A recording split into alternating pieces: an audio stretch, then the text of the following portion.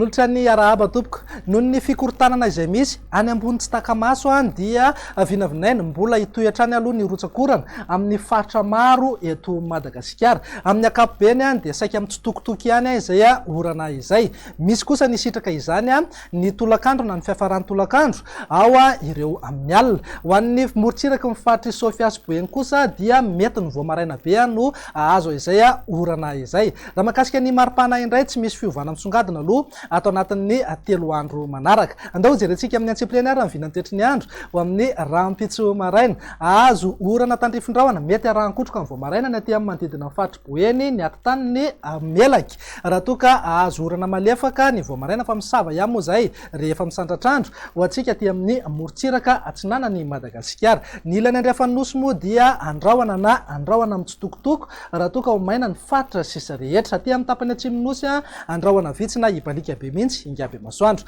Raha ho an'ny tolakandro indray dia ho maina aloha ny aty amin'ny faritry Boeny, morontsiraka Melaky, Menabe, Atsimo andrefana, Mitatra, Atraty Androy sy Anosy. Raha toka miandrandra orana tandrifindrahona avokoa ny faritra sisa rehetra mety arahankotroka mihitsy azy zany aty amin'ny faritra avaratra sy ilany andrefan'ny Madagasikara mety hitatra hatraty amin'ny avoatamo izay kotroka izay.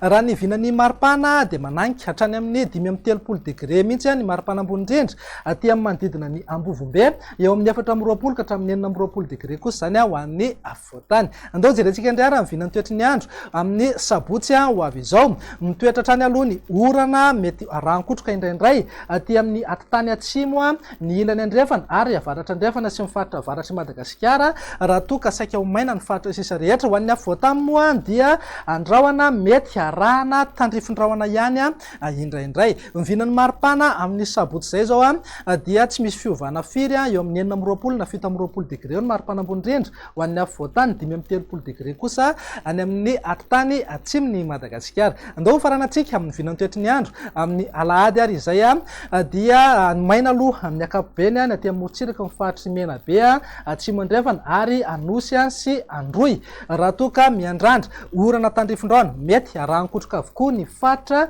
sisa rehetra. Mivinan'ny maripana dia manodidina eo amin'ny 4-30 na 5-30 degré ho antsika any amin'ny atitany atsimony Madagasikara, 9-20 na 7-20 degré kosa maripana ambony indrindra ho an'ny afovoantany. Morontsiraka atsinanana moa dia manodidina eo amin'ny 7-20 ka hatramin'ny 30 degré ny maripana ambony indrindra, eo amin'ny 30 ka hatramin'ny 3-30 degré kosa any amin'ny ilany andrefan'ny Madagasikara. Dia izay indray raha ny vinan'ny toetry ny andro atao anatin'ny 3 andro avy mamy fotoananao ho amin'ny manaraka indray. Veloma tompoko.